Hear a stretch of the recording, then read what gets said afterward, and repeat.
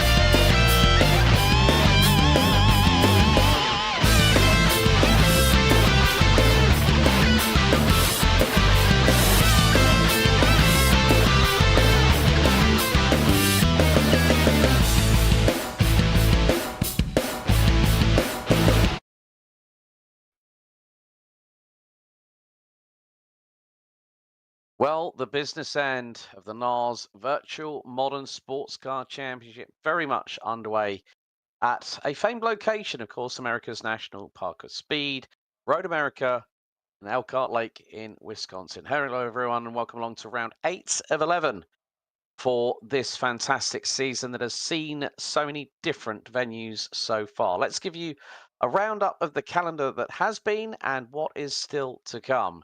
So we've already been at Daytona, Long Beach, Sebring, Monterey, Detroit, the Glen, Mosport. We're now here at Road America. We've still got Indianapolis on September 25th, Road Atlanta October 23rd. The season finale will take place at VIR on November the 20th.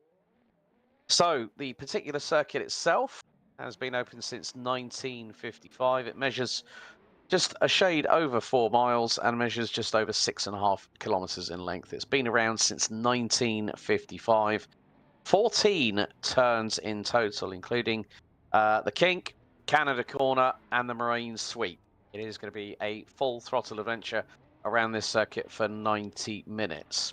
We're into warm up over the next 5 minutes or so, but let's have a look at the strategies that are going to be needed. The keys to the race: minimize your mistakes, get the maximum exit possible out of turns 3, 10, and 14, and stretch that fuel as long as you can. There's going to be a lot of opportunities for slipstreaming. Then you look into the respective strategies for Hypercar. It's going to be either medium or hard compound tires, and you're probably looking anywhere between 3 to 4 stops, 20 to 24 minutes per stint. The cars to beat: the Caddy B Series, the Porsche 963, and the Ferrari 499P as well. Along with that, you've then got to look at what the strategy corner is going to be for the GT cars, because we do have some in action here tonight. We have the Porsche 911, the Ferrari 296, along with the Aston Martin Vantage, the McLaren 720S, and the Mercedes AMG Evo. Medium tyres, 2 stops between 30 to 35 minutes a stint, and the 4 cars on the right hand side are the cars to beat: the AMG Mercedes, the AMR Vantage, the Ferrari 296, and the Porsche 992 GT3R. Then we've got to look at the scores on the doors, as in the current championship tables, and at the moment, well, it's 7 points between Daniel Kirby and Troy Ewan going into this 8th round out of 11. Ben Kesby has done 3 wins on the bounce and puts him only 14 behind Kirby in the overall standings. Then you've got Johnny Gutierrez, Gilles Lalonde, John Mayer, Jerry Chen, Brian Hall, Ege Karabasak, and Sahil Mustak, all scoring points this season. Then we go into Hypercar AM territory, and Lanny Hall leads the way, 152 points. He's ahead of Carl Strahal by 13. Norm Graff, who's won 3 out of the last 5 adventures, rounds out your top 3. Oliver Day, Scar Pope, Philip Ducati, Adrian Rice and Diego Rodriguez all have points on the board. Then we go into LMP2, and no real surprise who's at the top of the standings. 5 wins out of 7 so far. Alec King leads the way, 14 points ahead of Luciano Ucciarzo. JT Tammy is a further 14 points behind Ucciarzo in the standings, rounding out the top 3. Tucker Martin, Michael Locke, Preston McNair, Mika Dawn, Cole McMillan, Becky Ely-Clark and Tom Lane have all scored points this season. Then we go to our lead in the LMGT3 Pro side of things. Ryan Pulbert Reyes has a slender 4-point lead over James Walker, who's won the last 2 races at Watkins Glen and at Mosport. Alan Holden, Matthew Overton and Eric Jacobs round out the top 5, with William Schlichting, Dave Coors, Don Fryman and Daniel Kent rounding out the 9 strong on the table. Finally, it's LMGT3 AM. Stephen Miller leads on 147 points ahead of Max Sunderlap and Alexander McQuarrie, who are on 128 and 126 points apiece. Paul Ibbotson and David Anderson ran out your top 5 ahead of Tom Nacella, James Bowders, Frank Radosti, Olivier Gervais and Stacey Scotts round out your top 10. So looking at the team standings, it's Shade Tree Motorsports LMP2 on 272. They are 20 points ahead of Dark Thunder Racing GT3 in the overall rankings. LSD Motorsports GT3 are a further 13 points behind. They ran out the top 3. Vice Racing, TP Performance by STM, Ram Ranch by STM, and Spin Doctors Racing LMP2 round out the teams that have scored points all the way through this season. And with that in mind, we are just 2 minutes away from warm-up, and let's welcome into the booth, firstly, Mr. James Parfitt. JP, how are you, good buddy? I am all good, mate. Not too bad. Looking forward to this one. Road America. They should all know this, shouldn't they? We've been here before. They know what they've got to do. They've got no dramas whatsoever, have they? No, not at all. I mean, we have got a mention of penalties from the previous race. Michael Locker's got a drive-through penalty from last time out at Mosport. But yeah, Road America, we've actually, the last couple of broadcasts we've actually done has been at the same circuit. So we're plenty well versed in this circuit, to be honest with you. But like I said, you're going to have a lot of high speeds. I mean, coming out of turn 14 into turn 1. Then we've got the famed Moraine sweep into turn 5. Turn 5 is going to be a bit of a pinch point, especially when you've got Hypercar, LMP2, GT3, all trying to battle for the same bit of real estate. Yeah, that's the problem, isn't it? It's like anything, right? You know, I mean, you put all cars together, anything could go happen and anything could go wrong. There's a couple of other penalties that people have got to be aware of. Ben Kesby's drive-through, Brian Hall's drive-through, Stephen Miller's drive-through. Eric Jacobs got a drive-through as well if he's here. Diego Rodriguez has got a drive-through if he's here. It's going to be an interesting one, right? Let's put it into perspective. They have got to cope with getting round this circuit. Canada Corner, the kink, they're going to be very interesting as well for them to be able to deal with. It's just going to be one of these situations where they should all know this circuit. They shouldn't have problems, but I feel there's going to be a few dramas. Yes, indeed. And a change of livery for Ryan Pulbert Reyes. Looks like it's the Team Ikazawa livery that he's got on that. Team Ikazawa actually did race with Porsche, I think, back in the 1960s and 70s, and have had a long association with the German manufacturer. But we've had to check it out for warm-up. With that in mind, let's bring Ross Smith in. Ross, good evening. Good morning. How you guys doing? Yeah, good morning, good evening. When you think it's an international broadcast, that's very, very true. But Road America, it's going to be a fast one like we had at Mosport last time out. Yeah, fast. You have those wonderful long straightaways, so the cars are going to really be able to open up and demonstrate their speed capacity. It's, I think, the longest course on the calendar for us. So nice long laps, 2-minute laps. So it's going to be fast, but you know, the laps will be long. Each one is going to be very important. Lots of corners to get right or get wrong. Like you said, the big ones are going to be probably like that dog leg, the kink, getting that right, and you know, as a hypercar, making sure you avoid any slower traffic, or I guess LMP2s if you're avoiding it. GT3s, hitting the carousel, Canada Corner, under the bridge. I mean, they're all they're all going to be tight spots, I think, where you're going to see the most multi-class as it happens. I mean, it is a big track, so maybe they'll separate, but yeah, looking forward to it. And especially Daniel Kirby, who's decided to take on the challenge of the BMW M Hybrid for the first time this season. And JT Tammy, I think, ran that at, where was that? Was that Chicago? Or sorry, Detroit, I think was where he was. Yeah, he did. Yeah, he did run it at Detroit. So it's a track that not everyone felt was conducive to their driving abilities. But we're starting to grid up here, JP. Going to have a lot of colour here on the grid here tonight. Yeah, absolutely. Grid's going to pop up on your screen very, very shortly. You'll be able to guide us through. So let's take you through the starting grid for round 8 of 11. Daniel Kirby starts from pole position. John Mayer alongside on the front row. Row 2 is going to be Troy Uyen and Brian Hall in the pair of Cadillacs. Then it's the pair of Peugeot 9X8s, Johnny Gutierrez and Gilles Lalonde rounding out row 3. Jerry Chen and Norm Graff, who will be leading the Hypercar AM division, round out the top 4 rows. Alec King going to start from 9th, and he'll have Lanny Hall, the 003 Cadillac alongside. They complete the top 10. Carl Strahal and Luciano Ichazo round out row number 6, ahead of JT Tammy, and the overall pole sitter in LMGT3, Ryan Pulbert Reyes. Then we can have Alan Holden and Paul Iverson rounding out row number 7.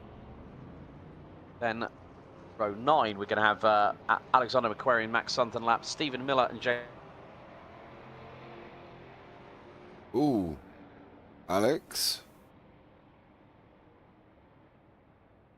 Ooh, I just lost Alex there a minute. Tom DeSella and Michael Locke will round us out with David Anderson at the back end of the grid there as well. Hopefully Alex will be back with us very, very shortly. Ross, what do we think is going to happen? Is anything exciting going to happen that's going to cause dramas, do you reckon? Well, I think there definitely is going to be excitement. Hopefully not too many dramas, but you have a really strong field here. You know, I was watching some of the drivers like Gilles Lalonde, who's showing some pretty good pace throughout warm-up and through practice early on. A smaller LMP2 field, so you know, you've got Alec King, JT Tammy. I think both of those drivers are going to be pretty strong, but kind of Michael Locke and Luciano Ichazo, they will not let them get away with too much. And then down in the GT3s, you know, you've got Ryan Pulbert Reyes, like you mentioned, in that lovely Japanese livery. Can't wait to see what he's able to do. I know he's had a few really good runs and hasn't quite been able to put quite as much as he'd want to on top of that car, but I think he's showing some really good form tonight with his teammate Paul Ibbotson sitting just 2 spots right behind him actually. But yeah, great liveries up and down the field. Good car representation. You know, we've got especially in GT3s. You know, you've got classic Porsches, Ferrari, McLaren, Mustang coming up today. So it's exciting. This is going to be a great race. Yeah, absolutely. We're just waiting for Alex to come back into the booth, of course. I think he's just had some problems there as well, as these guys head down into turn number, well, they're in 8 at the moment before they go around the carousel, ready to go and get this race up and running. Daniel Kirby out on pole position, as you say. Why the BMW, Ross? What was he up to? Well, you know, Daniel Kirby, he treats the VWC as sort of his hallmark series, and he likes to get his knocks in on NARS, but he likes to have fun. I mean, he's a driver. He goes out there and, you know, samples the buffet offered to him. So in this case, he hasn't run the BMW. It hasn't been picked a lot. Drivers like to say it is a great all-around car, but for whatever reason, no one's able to quite extract that race pace out of it. So I think he saw that as a challenge and is just taking it head on. Yeah, and that's no surprise, is it really, at all, to be honest with you. He's been around, he's been around the block, isn't he? Let's be honest with you, and he's driven plenty of other cars in the process, so it's no surprise that he's changed for this one. It's going to be interesting as they head down into Canada Corner. This is going to be one of the pinch points here as well that could happen with these guys. They've got to be careful going down into Canada Corner. Now we go into 13A and B. Yes, they have got A and B on the racetrack. It is rather annoying, but we will get through it on this one. I promise you the drama will happen, and yes, that is something that we get to look forward to here as well at Road America. And I promise you, when we say from turn 3 to turn 5, we haven't miscounted. There is turn 4 in the middle, but it isn't really a turn. There's a couple of these here, to be blatantly honest with you. So hopefully you will be able to stick with us and just keep it here as well, as Dan Kirby goes up the longest straight I think we're ever going to visit here this evening as well. It's longer than my high street. Green flag is waving in the background. We are going to head up over the line very, very shortly, and then the racing will be up and running. There we go. Dan Kirby takes the check at the green flag. We are now green as we dive down into turn number 1. These hypercars are heading down there at the moment. Dan Kirby leads the way with John Meyer chucked in behind him, with Troy Uyanu in behind that as well. They all get through calmly, no real dramas. Over the line to the LMP2s. Alec King leading the way. Luciano Acharzo, he is there as well. JT Tammy going to be in the block, and of course Michael Locke is 4 LMP2s. They go down, no real dramas for them. Ryan Paulbert Reyes comes down into turn 1. He's leading the field with Alan Holden tucked in right behind at the moment. It's going to be an interesting battle with these two as well, Ryan Paulbert Reyes and Alan Holden. It's going to be very, very interesting to see how they go, but at the moment it is Dan Kirby leading the way in the hypercars out in front. Everybody seems to have made it through cleanly, Ross. The race is up and running, no real dramas to say start off with.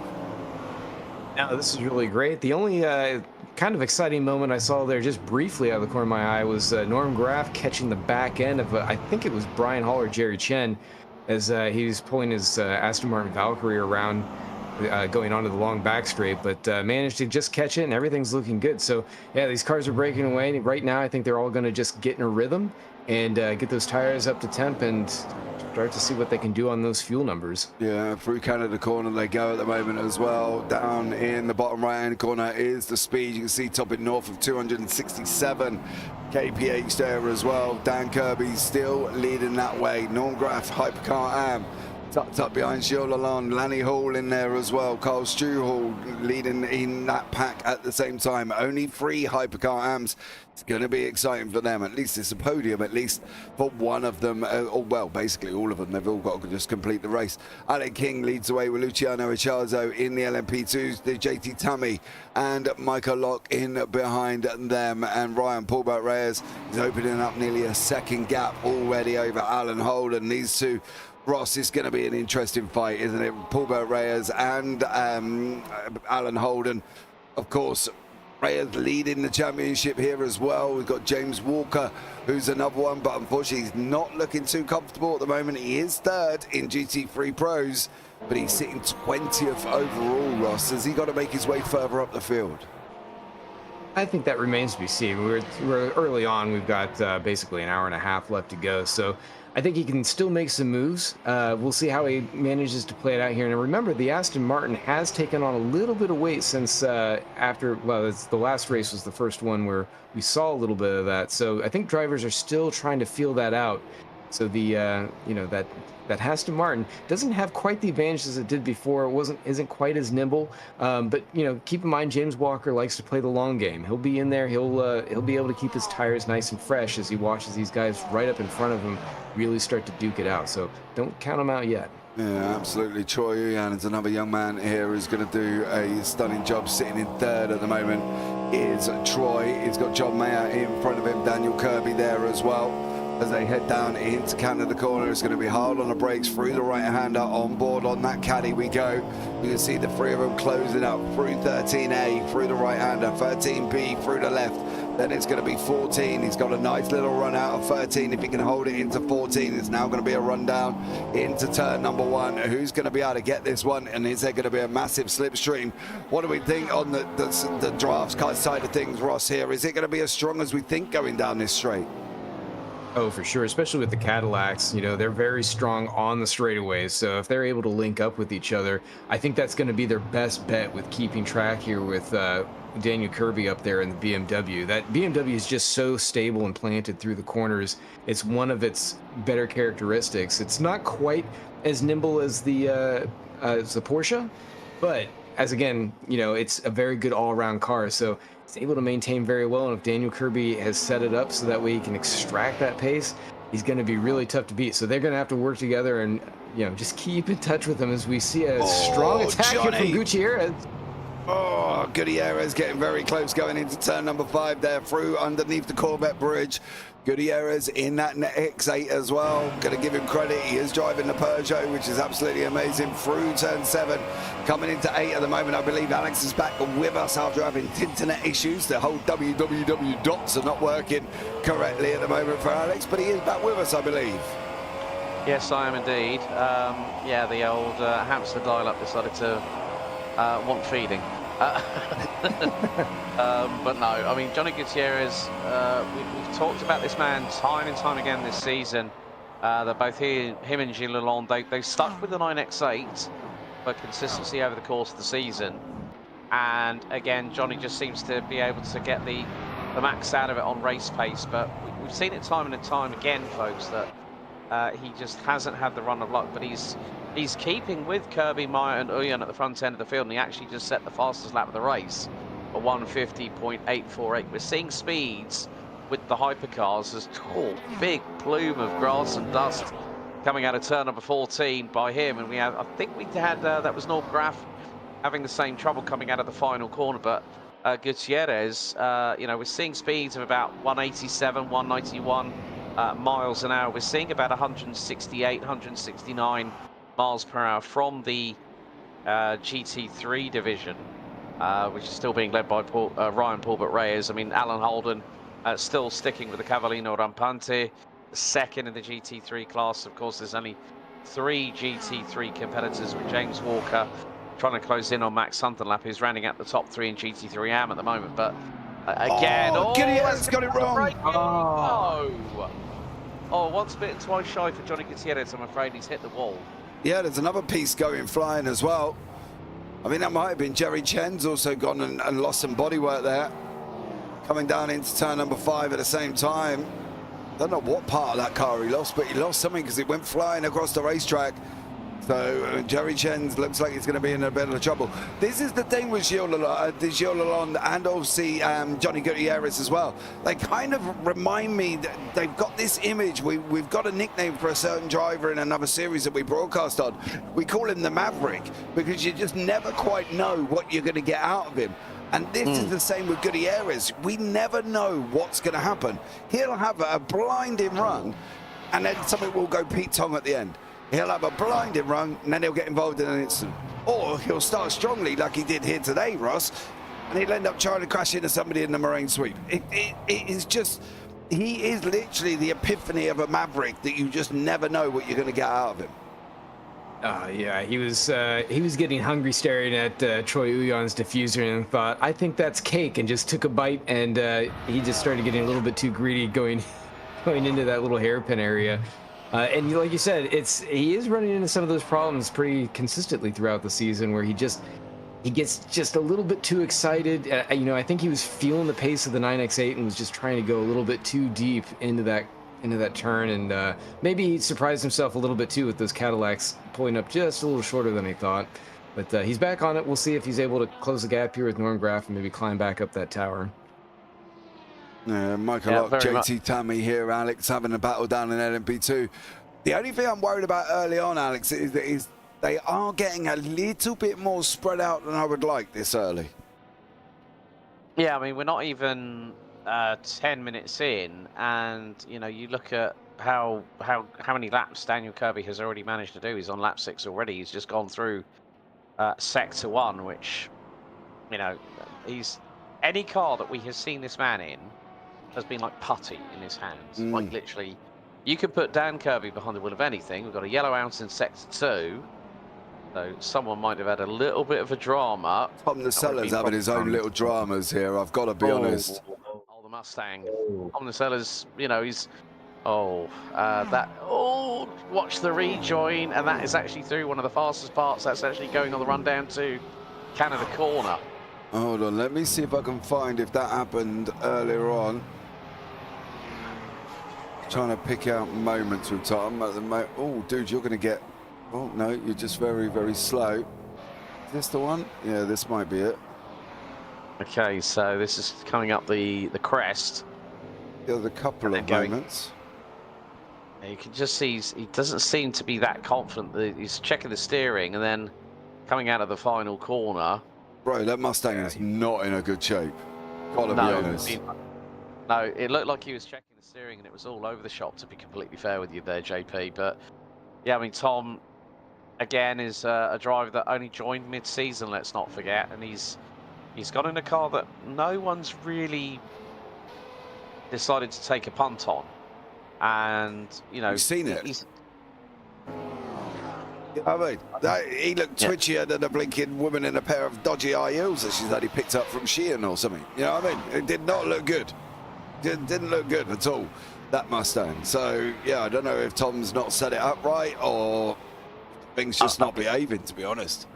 It probably looks like that car's probably got front-end damage. That's probably why he's checking the steering. But we're on board with Norm Graff and the Hypercar AM class, rocking the good old Aston Martin Valkyrie. I mean, we've seen Dan Kirby actually use this car last time out at Mosport, if people might remember.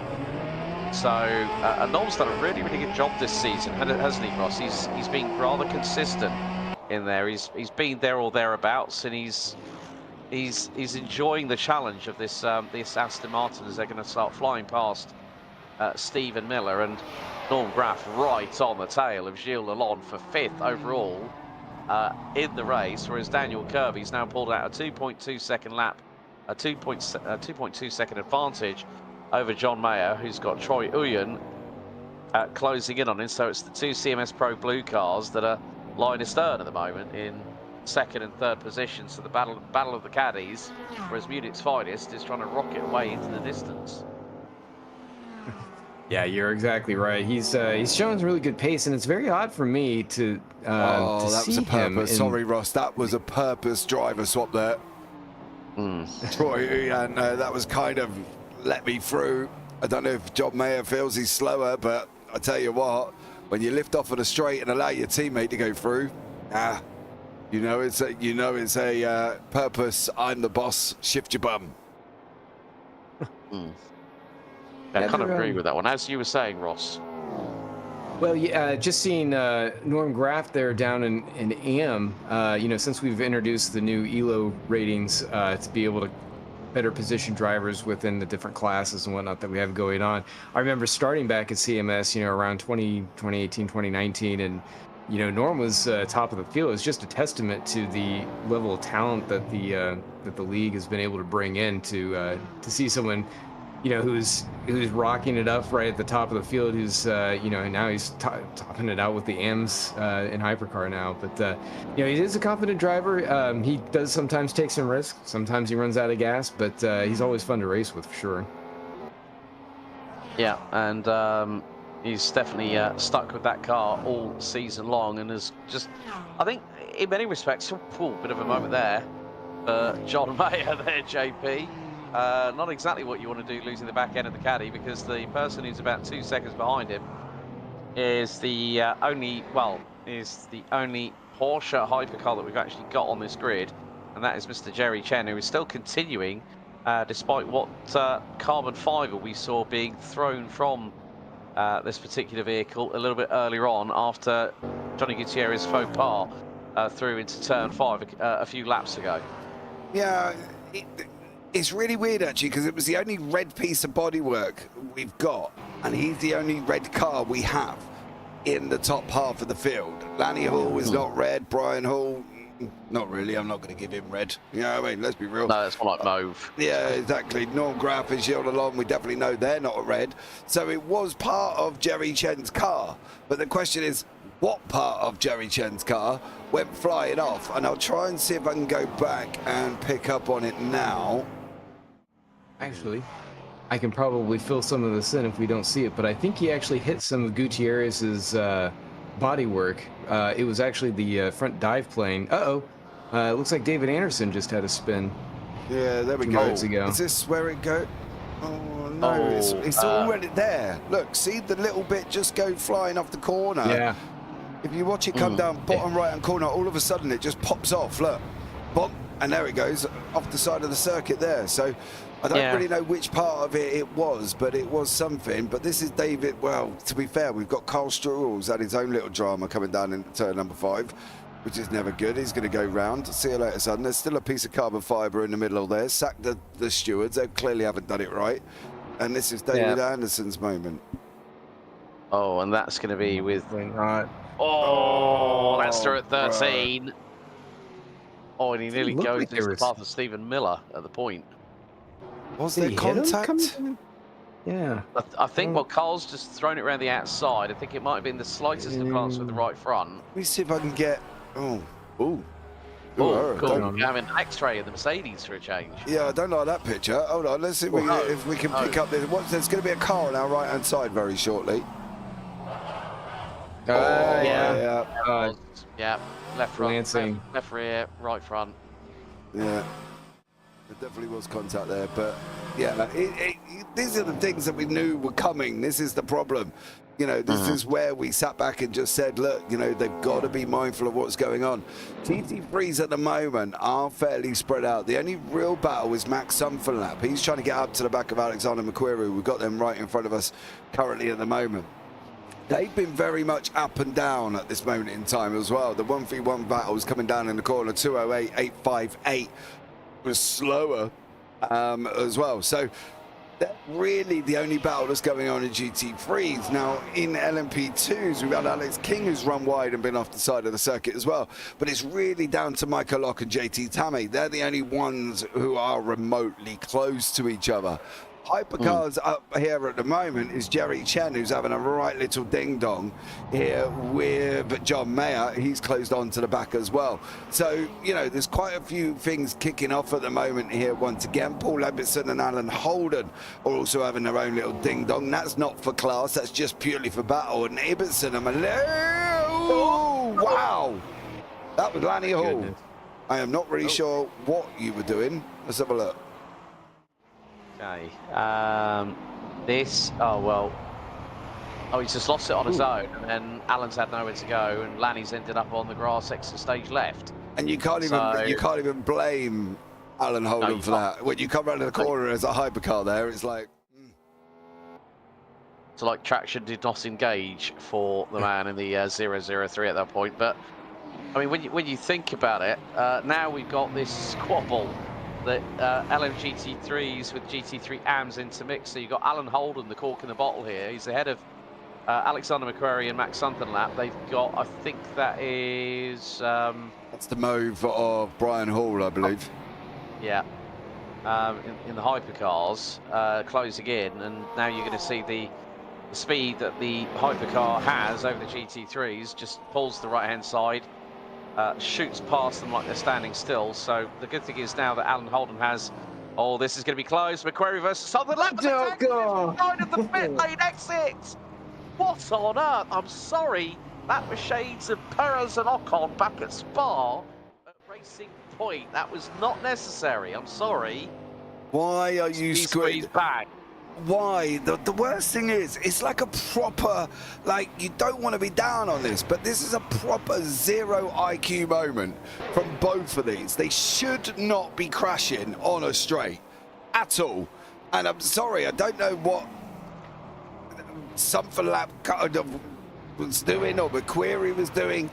One of them was moving over and he should not have been. Look, he just keeps going and going and going, and he's alongside and bang, goes round. What are you physically doing at this moment in time? Like, I'm in the UK, it's gone 3 in the morning. If you're not in the UK and it ain't gone 3 in the morning, bro, you have really got no excuse to be crashing on a straight. That is just proper zero IQ moments for both of them. I'm sorry, that's just disastrous.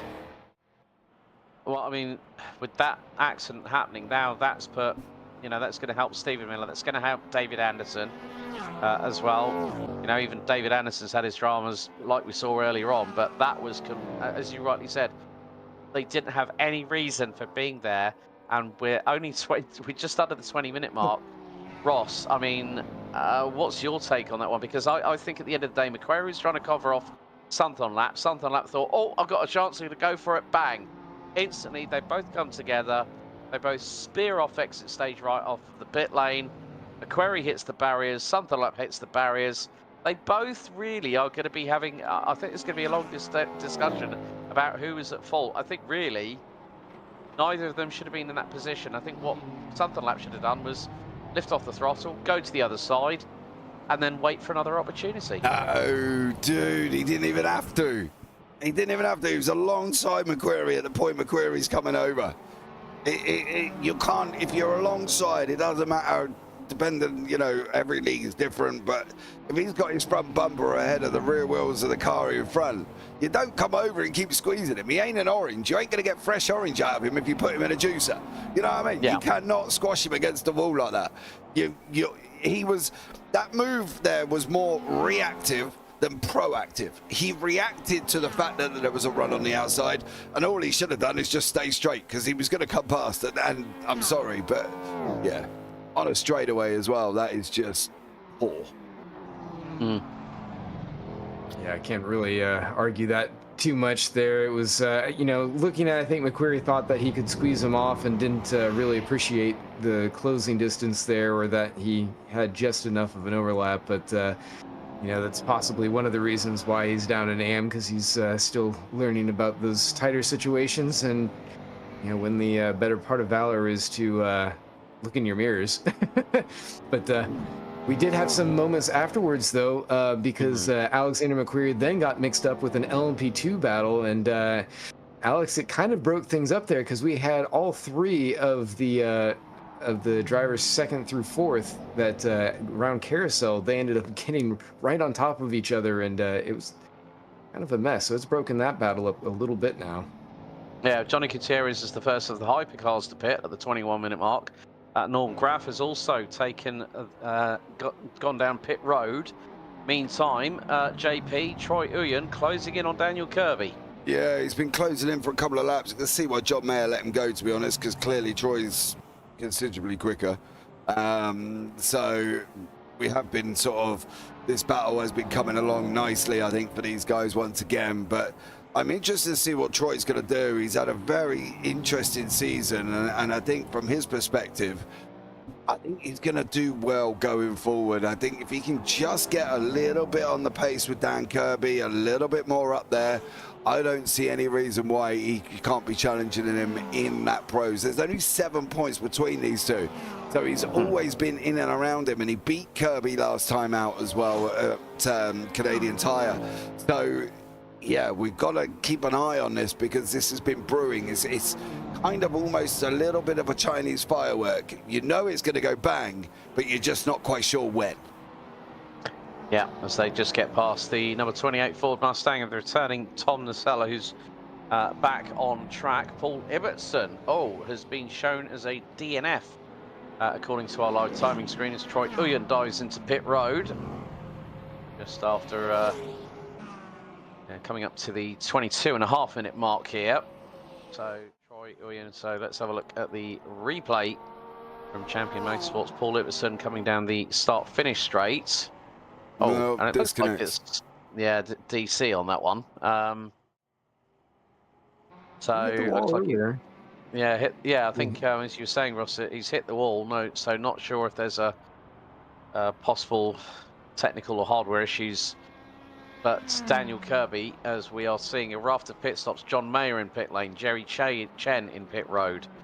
So Johnny Gutierrez, bit of a wobble from Mr. Kirby going through turn 5. Steady, steady, steady in that BMW. But at the moment, well, Gilles Lalonde currently up into P2, having decided to see if he can stretch out that fuel. That was one of the things that we were talking about with the keys to the race earlier on, Ross, that if you can really stretch out the fuel here at Road America, you can really help to minimize your amount of time in pit road.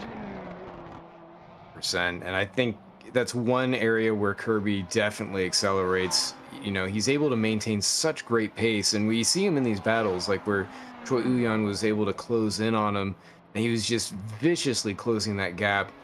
And you see Kirby, and, you know, for a minute you think, you know, is he vulnerable? Is he, you know, does he have an issue? Like, maybe he just doesn't have quite the pace. And then he'll pull another 2 or 3 laps out of the car, and then he'll be 30 seconds up the road by the time they get through their pit stop cycle. And it's that kind of forward thinking, that experience, that ends up winning him a lot of races. Is that, you know, he's not flagging, he's just running to a number. So yeah, as we see him come in here now, you know, quick moment, an aside there, we were talking about John Mayer He was kind of up in the mix. I just want to point out that John Mayer has been an AM traditionally, and he has improved his pace considerably. He's had some issues this race that kind of threw him back, but just want to give a shout out to him and just how much he's been able to show what you can do when you've you put a lot of time in and get help from the community and have a good time coming out and racing at CMS. Yeah, I think one of the interesting things, JP, we talked about the strategy corner for the hypercars. Pretty much Daniel Kirby was able to extend the full 24 minutes on that tank of fuel in that BMW M Hybrid V8. So again, just showcasing he's going to get jumped here. Yeah, I mean, I think he kind of. Oh, there they are. There they are. He's going to get jumped. Uyan's going to do him. There we go. Troy Uyan gets through on Dan Kirby. As Gilles Lalonde now pits from P2 on the road. So Troy Uyan, after the first set of pit stops in the hypercar division, now takes the lead away from Dan Kirby. Let's see if he can stretch the legs on that Caddy V Series R for CMS Pro Blue. The lead is 1.4 seconds after 14 laps of this race, so we're on lap 15. Brief yellow out in sector 3, so 23 starters, 22 still circulating after an unfortunate DNF for Paul Ibbotson in the GT3 AM category. He was actually leading the class at the time when the misfortune hit the number 165 Porsche 992 GT3R, but you can see that Troy Uyan is giving everything. And look, you can see how wayward the car is. He was a little bit squirrely under braking going into T5 following the Marine Street sweep there, JP. Now, this gives an opportunity for Kirby to put his crosshairs on the rear diffuser of that Cadillac in front of him. Yeah, he's going to have to do the chasing, isn't he? This is the thing now for Dan Kirby. He's got to chase, and at the moment he's got to try and catch Troy Uyan, but it's going to be very, very difficult. Troy has looked quick all through the race, and he swapped with John Mayer earlier on and has gone out in front and taken the lead. But now the question is, can he hold it, Alex? That's going to be the thing. Yeah, that does also ultimately depend on when Troy Uyan decides to bring the car into pit lane. Now, we know that Daniel Kirby can run to 48 minutes, which will put us just past the halfway point, whereas Troy Uyan, I think, pitted about a minute and a half earlier. So around about the 22.5 minute mark. So it is going to be, it's down to a case of fuel management. Now also measuring yourself against this back marker. Traffic is coming at turn 1, down into turn 3. Neatly negotiated by Troy Uyan on Tom Nacella in the number 28 Ford Mustang GT3. That is the last of the 22 runners that we have out on the circuit here.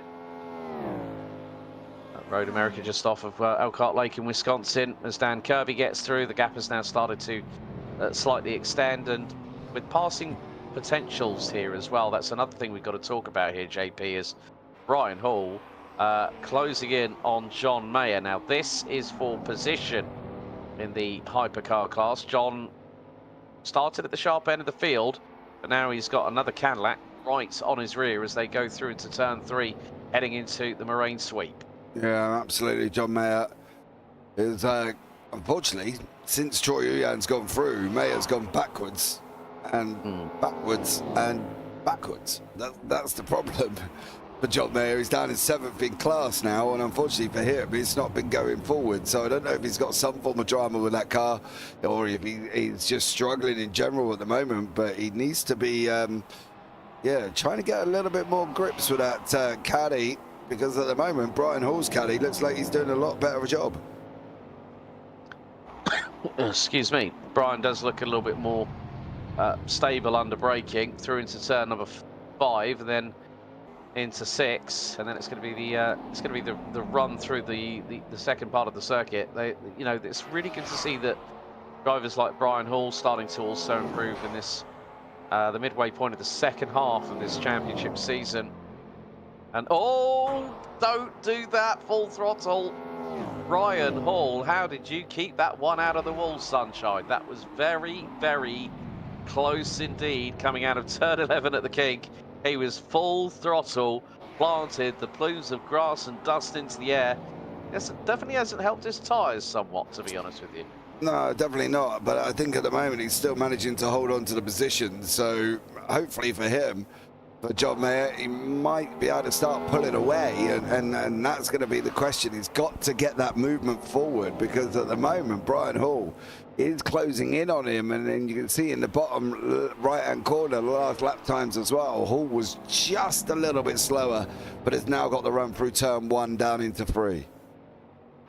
Yeah, and again, it's the battle of the two Cadillacs. Meantime, update on LMP2 at the moment. Alec King leading Luciano Ichiazo by 9.5 seconds at the moment, or 9 seconds thereof at this particular moment in time. Ryan Pulbert Reyes leads in LMGT3 ahead of Alan Holden. James Walker now up to 17th position and is actually closing in on Alan Holden for P2 in the class. So we've got a little bit of spice here in Hypercar. We've got some spiciness happening in LMGT3.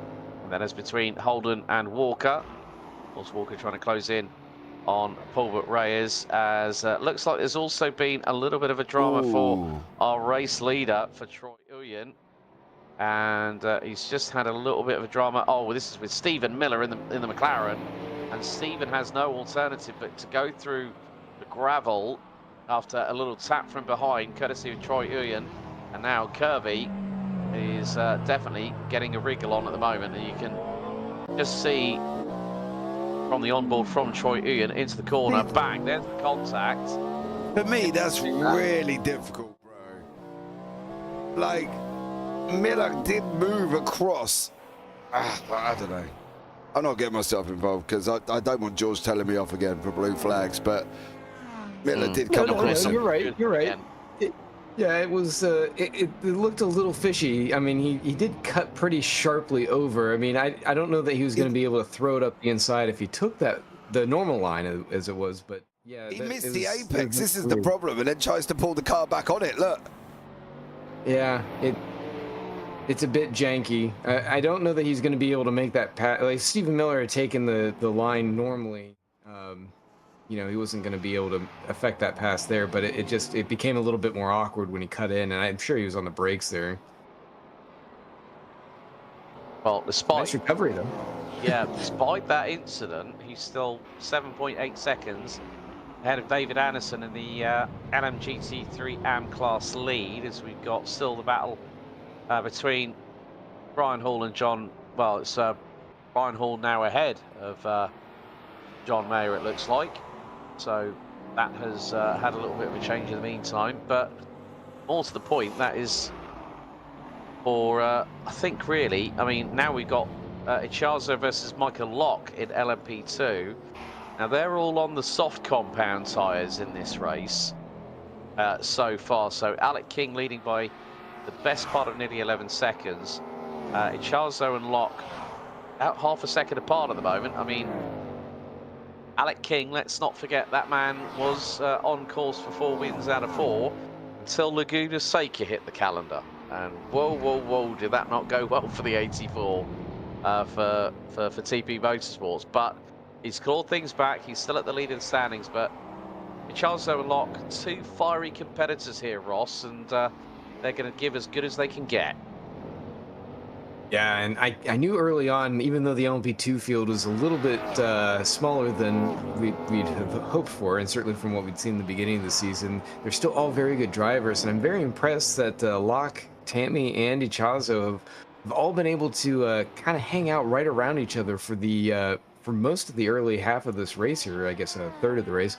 But you know, Alec King has gotten away. He's a little bit further up the road, but he is kind of coming into some traffic, and like you said, Laguna Seca didn't go his way, and it only takes a single corner of a miscalculation or a brain fart or fog or whatever you want to call it, and that gap can quickly just shrivel away. And I know Alec's been very busy with his real-life racing, which he's been very successful with, but it hasn't left a lot of time for him to be able to practice behind the wheel on the rig here. So we'll see what happens with that.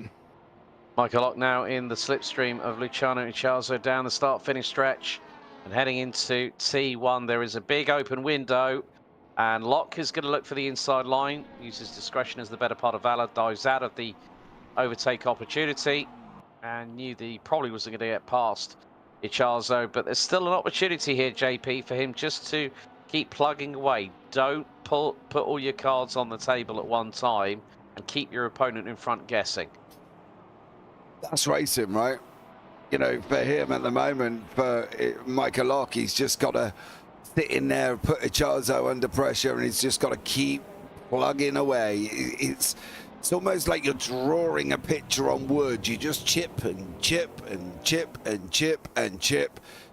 And then when your opportunity's there, you start making that move. And at the moment, Michael Lock, for one at the moment, he's got to cut down that 7/10 gap. He's got to get it down to 2 tenths, maybe even 1.5. But he's just got to keep chipping away at Icharzo. He's just got to make sure that Icharzo knows he's there. Do something, you know, put your nose out, put your body out, say hello, come back in, do whatever. But as long as Icharzo knows he's there, he's under pressure. Yeah, there's been a change in the standings in LMGT3. The pit stop cycle has been happening. Alan Holden has been in the pits. James Walker, I believe, is now in pit lane. Ryan Paulbert Reyes in the number 12 Porsche 992 GT3R continues to lead the class overall, but obviously with the development with Alexander McQuarrie and Max Sunderlap earlier on, Ross, we now have Stephen Miller leading GT3 AM, David Anderson 5.8 seconds behind him in P2, and McQuarrie now finds himself down in third, a long way back. You're absolutely right, Alex. I mean, Miller hasn't always been the fastest in the class, but he can be pretty consistent, short of, you know, some of the instances we just saw where he was tangled with Troy Uyan. But he does manage to find pretty decent race pace as he goes along, and very much the same way with Jerry Chen. I'm kind of keeping an eye on him. He's moved up to fourth there. Both drivers, they might not have outright pace. They might not put flyers in all the time, but they can make it there to the end. They can stay consistent, and that's going to keep them at the top of the grid every single time they're able to do that.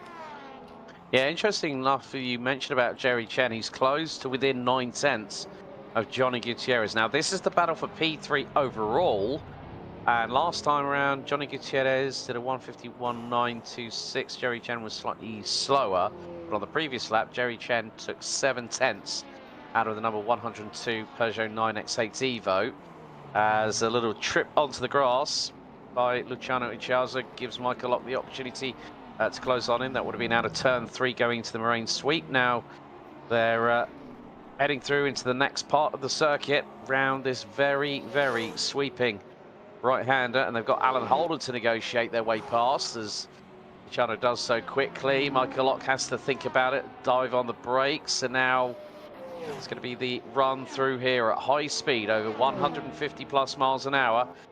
And you can see there is JT Tammy. He's closed in hand over fist, gets through on Alan Holden, and now has the opportunity to battle Michael Lock for P3. Tom Nacella just in front in the 28 Mustang in the GT3 class. They both get past very, very quickly.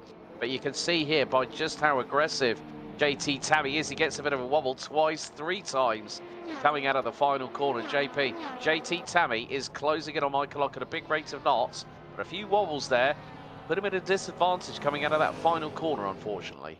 And all it took was Alan Holden as a back marker. That was it. And you can see it there as well. Icharzo cleared Alan Holden early. Michael Lock didn't. JT Tammy closed in behind him. That was it.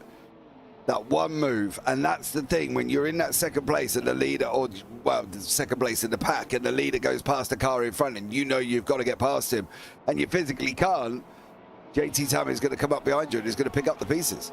At this moment in time, JT Tammy is closer to Michael Lock than Michael Lock was to Icharzo. That literally says it all, and that was all caused by Alan Holden as a back marker. Not Alan's fault. I'm not saying that at all. I'm just saying that Alan Holden was the catalyst to where these three have now brought up together.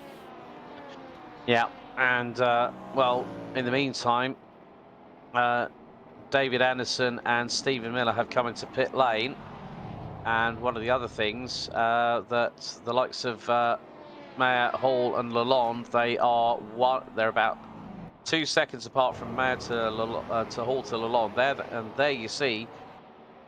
There you see they're trying to get through. I think that's Alexander McQuarrie. They're trying to dive through. Oh, that turn 3. And Sharpin taking breath, I think, by all concerned here in the commentary box. But Brian Hall's got the run coming down the Moraine sweep under the Sargento Cheese Bridge towards the outside. He's going to go here into turn number 5. Got to be very, very brave to try and put a move around the outside of somebody, but you can make it work sometimes. But no, Brian Hall spins it round on the apex. Too much power on the loud pedal. And that spins him around and gives Gilles Lalonde. Oh, and he gets a touch from Alexander McQuarrie for good measure whilst rejoining. Yeah, just blind. You can't see. I think that's the problem. No, we're going to have a look at the replay here. Into the corner. Yeah, over rotates. Lalonde goes through. I think it might have been. Yeah, so Stephen Miller. Yeah, Stephen Miller goes through. Max Humphrlap. Yeah, that's the thing when you've got 2 cars with very, very close liveries. So Sunderlap gave him a little bit of a touch. Had nowhere to go really on that one, did Max. So no fault of his, but probably picks up a little bit of slight damage to the left front of the car. But Michael Lock now right up the rear diffuser of Michael Lock as they go through on James Walker, who is now up to 2nd place in the LMGT3 category. So JT Tammy also clears the number 14 Dark Thunder Racing Aston Martin Vantage. So again, this battle for P2 really heating up here in the LMP2 class, whereas Alec King leading by 13.5 seconds at the moment. We're not that far away, gents, from our, I would imagine, our next set of hypercar pit stops, as we've got just under 49 minutes on the timer left to go. Yeah, that's the thing. It's going to be pit stops are going to play a part, aren't they? You know, we've seen Troy Huyan pull out a master stroke over Dan Kirby already by jumping him and then opening up 4.5 seconds at the moment. So all to play for in the pit stops. That's the thing. And it's going to be an interesting one. They always do play a part, but then by the time the reverse comes around, it swaps about a bit as well.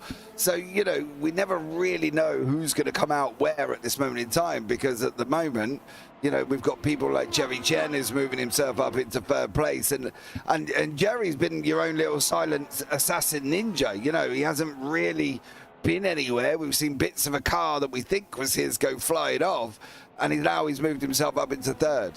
But he's ahead of Gutierrez. But that's because Gutierrez is causing his own drama by doing things like this.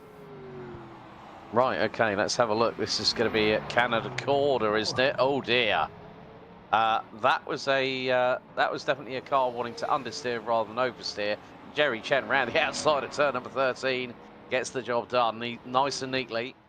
So yeah, it was just I think Johnny Gutierrez just completely fouled up his braking point when exit stage left. Car had a dose of understeer, and then Jerry Chen went, yeah, hold my martini, I'm going through, and gets around the outside. Nice and neatly done. But this man here, still at close to the halfway point, is still in contention of a top 3 overall in the hypercar class here, gents. And, you know, I'm trying to remember what his best result is. I mean, on the podium, I don't think he has he? Who, Gutierrez? Race number 1. Race 1. So he's been waiting so long to get an opportunity to be back in the top 3 overall. Now he's got a bona fide opportunity to do so. He's just trying to thread the other needle, going around at the carousel, turns 9 and 10, around the outside of James Walker. So yeah, I think the only thing I could do is for Johnny Gutierrez just knock on wood, keep my fingers crossed for him, because you never know what might happen. Norm Graffin's just coming for his 2nd pit stop of the evening's proceedings. This is what I love to see, Ross, these on boards where you actually see inside the cockpit of how hard the drivers are working behind the steering wheel, because it's quite a frantic lap here at Road America, even though it's high speed. Oh, Johnny's definitely working the wheel. You can tell inside or out. He's just slinging that thing around as he comes into the pits. But that 9X8 really likes to be pushed about, even though it managed to get a bit of a change. Oh, we've got a battle here going on as Troy Huyan has now inserted himself into the LMP2 battle. Yeah, he's trying to come through at the moment, and unfortunately that's Michael Lock and JT Tammy, and he's having a split there. He's trying to get through. There you go. Look, sensibly moves out the way, you know. and allows the leader to go through. So fair play to Michael Locke on that one. Easily done, didn't lose any time, and didn't cause any dramas. So well done to both of them. James, you can see though, like as they got right into that corner, how much better the LMP2s are able to brake going in there, because yeah, Ichazo was just, sorry, Locke was able to just throw it right up to that. If he does it again here, just so much better with that power to weight ratio. But that's the thing with the LMP2, is it's always been that way. You know, the hypercar is, you know, it can be a great car and fun to drive, but to be blatantly honest, it's a bit of an handful at times. LMP2 is a little bit more stable. There's, you know, it's a loved car in many simulators, and it's probably just as loved here. And that's the thing. They're able to do more with it. That's why at the moment in time, we've got Alec King leading the LMP2s, who's ahead of Norm Graff. He's ahead of Carl Sturrell. Mind you, Carl's had his own little dramas to save himself a lifetime. But Norm Graff at the moment is obviously on track. He's done this on track, Alec King. So he's ahead of him and Lanny Hall. It just goes to show if the car's in the right hands, anything's possible. Yeah, they're great cars. Love them aerodynamically, very fun to drive. They're certainly not near as heavy as the hypercars. I want to say it's something like 500 or 600 kilograms lighter. I'd have to double check that, but I know there's a pretty large disparity between the two. Yeah, and Norm, just stop magnetising the front of your Valkyrie to the rear of Alec King's Oreca at that point, and you could just see how I think in many respects, like we say, the LMP2 is just that little bit more conducive to generic driving styles, you know. But more to the point, it's an easier car, it's a more comfortable car, whereas with the hypercars, you've got to really just jump on in and hold on for the ride and hope you don't fall off effectively. And that's what we're seeing with Norm Graff trying to get back through on Alec King. Jerry Chen and John Mayer have now ended up down pit road.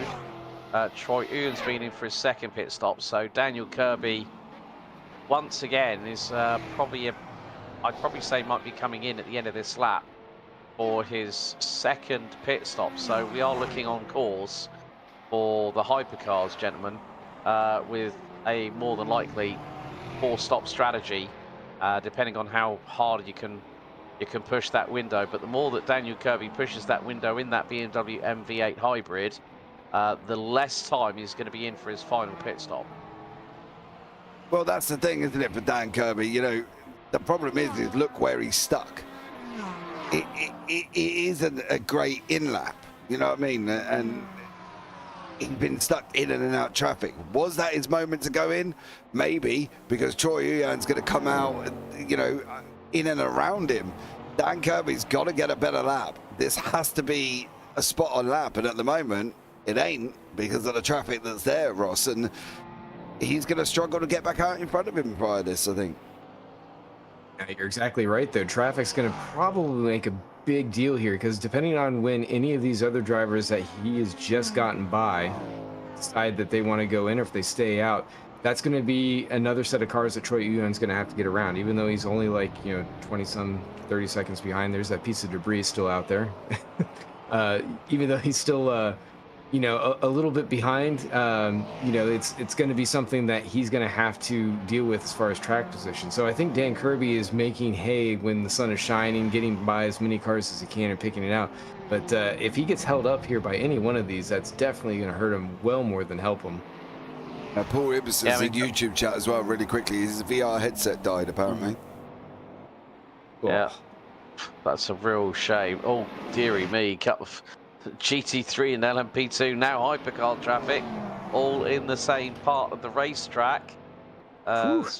Boy, hold the phone. That's Alexander McQuarrie versus David Anderson for the overall lead in LMGT3 AM. And look, they've got hypercar traffic behind them. Oh, Gordon Bennett is going to go all horribly wrong. There's even JT Tammy at the back of that. So this is going to be got the lead LMGT3 and battle, Oh, and he's off. Alexander McQuarrie goes off, takes out one of the signposts. In the meantime, one of the sponsor barriers, and they were so lucky as David Anderson goes off at the final corner. McQuarrie retakes the race lead in the LMGT3 AMS as we have just over 40 minutes to go. Coming back to what you said earlier, Ross, I think the differential between the LMP2s and the the Hypercars is anywhere between a 200 to 300 pound weight difference. Yeah, I was a little bit high. I was just a decimal off, but Oh, it's okay. It's okay. But yeah, the thing is that when you've got more weight to deal with in the car, it can affect the setup in ways that, you know, you think you've compensated for, especially depending on what hypercar you're in. That's the key thing. As Dan Kirby now pits, so Troy Uyen with just under 40 already minutes got to go. him, bro.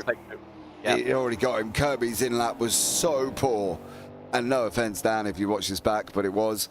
Your in lap was so poor. He had no hope of getting out in front. At the moment, he's even going to lose second place to Gutierrez. Kirby's going to end up coming out behind Gilles Lalonde in fourth place. Wow. That's going to be very, very interesting over the next few minutes how Dan Kirby, depending on how quickly he can get that car up to speed. We know what he's like. He hasn't got far to get past Gilles Lalonde, but then in front of Gilles, it's a 3.8 second deficit to Johnny Gutierrez, who now rounds out second. Jerry Chen has already... Now, the big thing is that Gilles hasn't done his second pit stop yet here, as far as I can see. So Gilles might be extending that fuel window on that 9X8 Evo again, the number 65.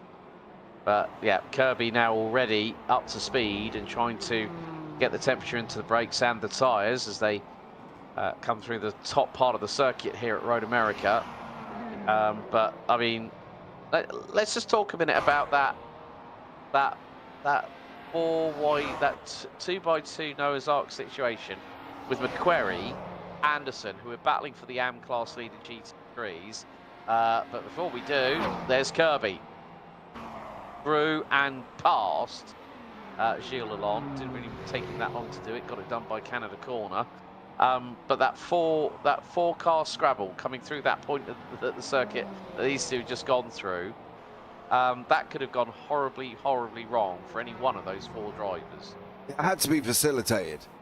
That was the question. It had to be facilitated, and the problem is how was it going to be facilitated? And they all managed to make it through. I think it just goes to show how good the driving can be when they're not trying to over-block each other on a straight and crash into each other in a pit wall. You know what I mean? You've got to be a little bit more sensible, and those guys at that time thought, okay, well, I don't want to end my race here. You know, we've gone over halfway almost. Well, we have gone over halfway. The last thing I want to do is drive halfway and then all of a sudden get taken out because I've been stupid. No, I don't want to do that. So, you know, them guys managed to make it through and didn't cause themselves any dramas. So that's all that matters, really. Yeah, and in terms of the LMGT3 AM battle, Stephen Miller has just taken a second out of David Anderson on the opening sector of this lap. Now he's got one of the caddies going past him. So that would be, I think that was Brian Hall that just went past, and there's David Anderson just in front. So David Anderson is going to have a different kind of rival, not a Aston Martin. He's going to have a McLaren very shortly on his rear wing, Ross. I mean, again, like you said, Stephen Miller is not the quickest driver out on the track, but once he gets into a really good rhythm, he can be at the sharp end of the field in this category. 100%. It always goes back to that consistency, and as we've been watching, as he takes a little bit of a drive off road there, but as we were watching David Anderson going through the last lap or so, and maybe this was an affect of when he was having a little bit of that mix-up that you were talking about, his cars just seemed a little bit less stable. It's a little bit more sliding around. I mean, we're at that point in the race where the tires are really getting worn, so if they haven't actually changed any of them out, they're certainly hurting. But even if they have, it's going to be at a point here where they're going to want to be coming in. It's going to be the end of a stint. They'll be coming in for their final stop to be able to take on fuel and tires to the end of the race. And I think that AMG, the way that Anderson has it set up, he's probably been working it pretty hard, whereas Stephen Miller has managed to be able to keep it pretty consistent the entire time. He hasn't really had any offs or any issues other than that one we saw with Uyan in the lead. But he's kept his nose clean, and he's been having a pretty solid drive. And that's why we're seeing this 1-2 battle. Yeah, Max Sonthernlap, I believe, is in the pits now. So, yeah, this will bring the number 61 to the end of the race. I mean, with 35 minutes to go, that was like the upper echelon of the window for the pit stops for these GT3 cars here, JP. But I think at the end of the day, you know, the way that Miller's catching him, he just took 9/10 out of Anderson in that opening sector. They're going through the carousel at turns 9 and 10 now. That McLaren looks a lot more settled. They've got back marker traffic coming up to them. It's Johnny Gutierrez, and this is actually the hypercar overall battle for P2. Johnny Gutierrez, and here comes Daniel Kirby with a head of steam through on Miller, around the outside of Anderson, heading down through the kink and into Canada corner. So we've got two battles here, second and third in hypercar, and more importantly, the lead battle in LMGT3 AM again. At this stage of the race, but we are on that cusp of when some of the other GT3 drivers will pull into pit lane for the final time tonight. I think it's all going to come down to how and what and where and what have they done throughout this race. You don't want to end up having to have a splash and dash as Dan Kirby just goes past Gutierrez there. I'm not going to say there was a fight because the 9X8 didn't have anything for him, just like Gilles Lalonde didn't have anything for Dan Kirby either. He just motored on through and went through. But you've got to make sure that your pit stop cycles and your strategies have come down to the fact that you haven't got to do a splash and dash or anything remotely crazy at the end of this race. That's the thing. And at the moment, there seems to be a couple of people that has done that. One of the things I do want to shout out is Troy Uyan's 14-second lead at this moment in time in the Hypercar Pros as well. This battle has just got even closer than it was a minute ago. As you take a deep shot and take your breath, as we've got a Hypercar once again closing in on the battle for second and, well, for first and second in the LMGT3 AM battle. Miller takes a massive wallop of curb as they are going to be heading down into turn 5 off of the Moraine sweep. Nice and neatly does it by the two LMGT3 AM drivers. Now into turns, now to the next couple of corners. Again, it's just, you know, multi-class. That's why we love it, Ross, that we see some drivers, and you can see there coming out of turn number 10. David Anderson, full throttle pinned, and who is that? That's one of the LMP2s. So, that I think is Luciano Icharzo trying to get through as well, and he does so.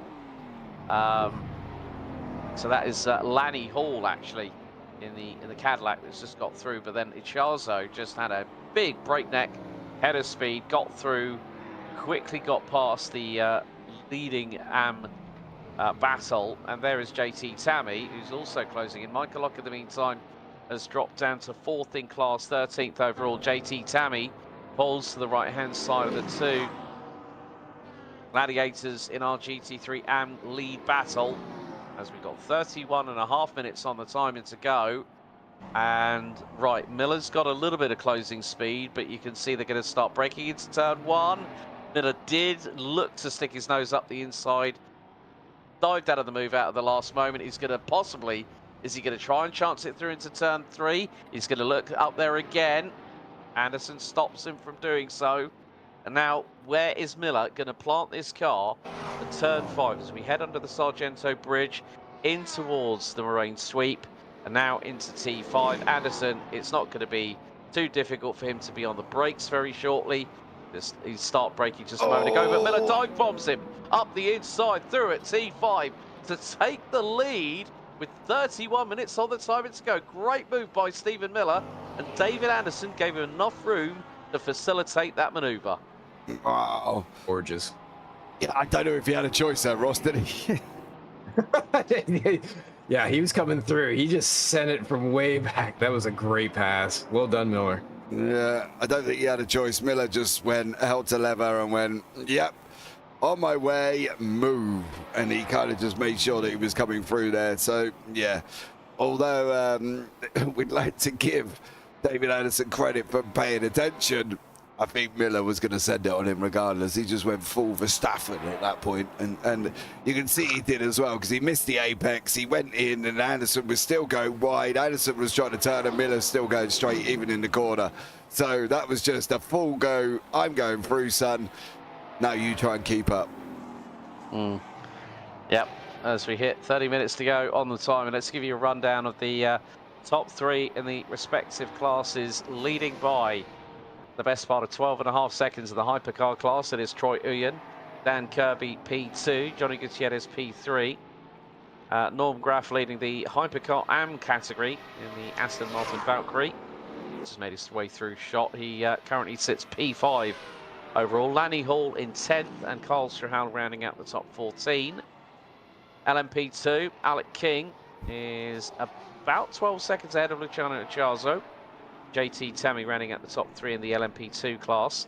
Ryan Paulbert Reyes and James Walker and Alan Holden round out the 3 runners in LMGT3. And the top 3 in the LMGT3 AM class, Stephen Miller, David Anderson and Alexander McQuarrie. And, well, Stephen Miller, what prompted you to go off at that point on the circuit coming out of the Marine Sweep? But he was a bit too leery.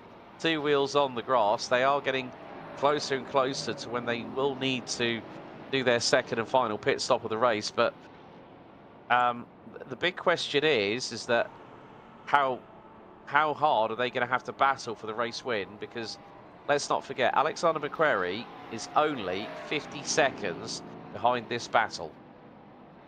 Yeah. But the question is, has McQuarrie got... He ain't going to get there. Realistically, I you know, unless McQuarrie's all of a sudden gone and stuck NOS in that car, I don't believe he's going to get there in this battle whatsoever, to be honest with you. But these guys are just obviously got to be remotely sensible about it at the same time, because obviously they don't want to run and take each other out. They don't want to go and hit into each other. They want to do sensible stuff. And at the moment, I would say Sensible. that's kind of... Well, Sensible from Stephen Miller there. yeah, I don't think so. sensible as in don't take each other out, Ross. Not sensible as in what we've just seen from Stephen Miller. And Anderson, he was right there with him on the grass. That was great. Yeah, but you know what I mean. They want to kind of make sure that they keep it on the racetrack. Yeah, and Barely. Anderson, yeah, just about sideways from Stephen, coming out at that particular point of the circuit. They are going to carry on. We've got just under 27.5 minutes to go, but probably not too long until our possible final set of hypercar pit stops, maybe even LMP2 as well. So looking at it from this point, Alexander McQuarrie, 2 pit stops, Max Dunlap, 2 pit stops, Tom Nacella, 2 pit stops, Ryan Paulbert Reyes and Alan Holden, according to the live timing I've got, 1 pit stop apiece.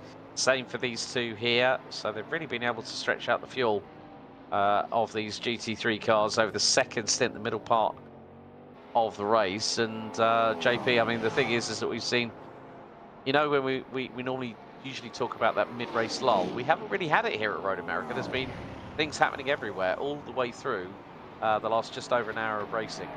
Yeah, there's not been that F1 moment, as you know, we talk about it and we sit there and you say you watch the beginning of F1, then you eat your Sunday roast and then you fall asleep and wake up 10 minutes at the end, or 10 laps.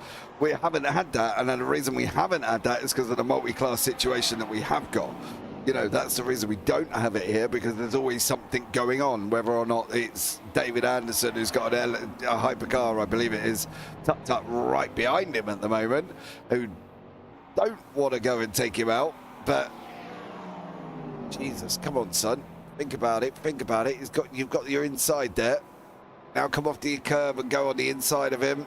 There you go. Allow him to wash out like he's going to, and then through he goes. So yeah, it's going to get even more interesting as things go on here. But that's why we haven't had it. It's just purely because of the fact that, you know, we've got the multi-class scenario. Yeah, so Norm Graff has come in for what will be his final pit stop of the race, just around about the 26-minute mark to go. And he continues to comfortably lead the Hypercar AM classification. So, only been on his marks for about 10 seconds.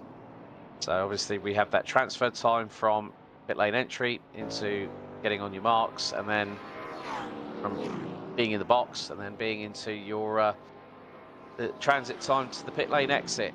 So yellow out for a brief moment in sector number 2 as the battle continues for the class lead and what could invariably be the class victory for LMGT3 AM. Miller versus Anderson, McLaren versus Mercedes as they head down the hill into turn number 3. They're running about 4 laps off the leaders as Troy Uyen completes lap number 36. And he still has a healthy lead here, Ross, over Daniel Kirby, who the second, well, I think the second race in a row has changed his hypercar choice. So the Valkyrie at Mosport, and then here at Road America, he's decided to go with BMW's finest. Yeah, unfortunately, that will neutralize his points in the championship. But as I mentioned before, he's doing this so much for fun, and being on the Storm Gang Simulation testing team, it gives a lot of great feedback as we go through and do a lot more balance of performance throughout the season, not just for NARS, but also for the VWSC that runs on the Saturday events. So he's doing some exploratory research, R&D for the team, while also trying to have some fun and give himself unique challenges. And it's worth noting that because he hasn't spent really any time in the car, at least during a regular season, probably doesn't have a whole lot in terms of setup or practice, whereas Troy's been able to stick with that Cadillac for most of the time. And that's giving him a little bit of an edge here. I mean, even Gutierrez, like we saw before, he was able to put some moves on him. He's still not too far away, only about 4 or 5 seconds back. So, yeah, Dan's got his work cut out for him. Yeah, Gilles Lalonde doing a pretty good job as well here, JP. He's currently 6th in Hypercar, but he's closing in on the Hypercar AM leader of Norm Graff and the number 13, Aston Martin Valkyrie. Looks like the guys from in the 9X8 camp seem to have done a really, really good job this time here at Road America in comparison with the fits and starts of successes that the drivers, both of them, have had over the course of this 2025 VWSC season. Yeah, they both had their dramas. That's without a shadow of a doubt. Both of these, Gilles Lalonde and Johnny Gutierrez, both of them have had their dramas. I would want, for me to sit here and say these guys have done a stunning job, I would want one clean race. Just one. One clean race, and then I would be like, okay, cool. Do you know what I mean? But unfortunately, they haven't had that, and yeah, it's just been an up and down season for these guys. Well, Johnny Gutierrez has come in for his final pit stop of the race with just over 22 minutes on the timer remaining here at Road America for round 8 of 11 of this particular season of the Virtual Modern Sports Car Championship. Don't forget, we've still got 3 more rounds to go. We'll head to Indianapolis Motor Speedway on September 25th for round 9. Round 10 will take us to Road Atlanta, and then VIR on November 20th to close out the season. But still, the battles are happening up and down the order here at Road America for what will be the next 21.5 minutes. And at the moment, well, between the top 4, JP, it's about 1 minute and 10 seconds between Troy Uyen and Johnny Gutierrez. It's going to be interesting to see who decides out of the top 3 to pull the trigger first to dive into pit lane for what will be their final pit stop. As we do see, I think that was John Mayer possibly pulling into pit lane just a second ago. Oh, no, actually, it's Troy Uyen. It's Troy Uyen that's dived in.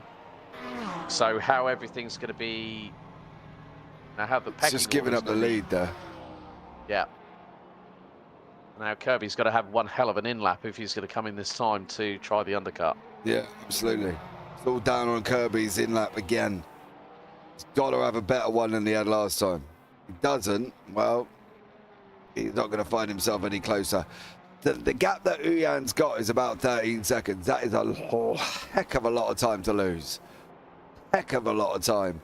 And I don't think he's going to lose it. I just think that he'll come into the pits and Uyan will take it back again, and it'll be about 13 seconds once more. Yeah, Jerry Chen also in pit lane. So, yeah, it looks like Uyan has come out.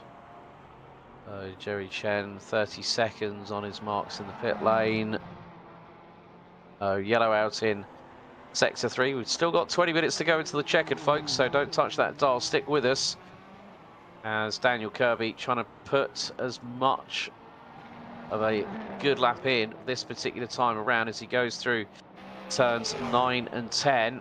Then through into the kink very shortly here at turn number 11 at full speed. That's going to be at over 270 kilometers an hour in top gear. Now starts to accelerate. He's going to be nearly at 185 miles an hour. Pretty much there. And then hard on the brakes. He's got James Walker just in front of him.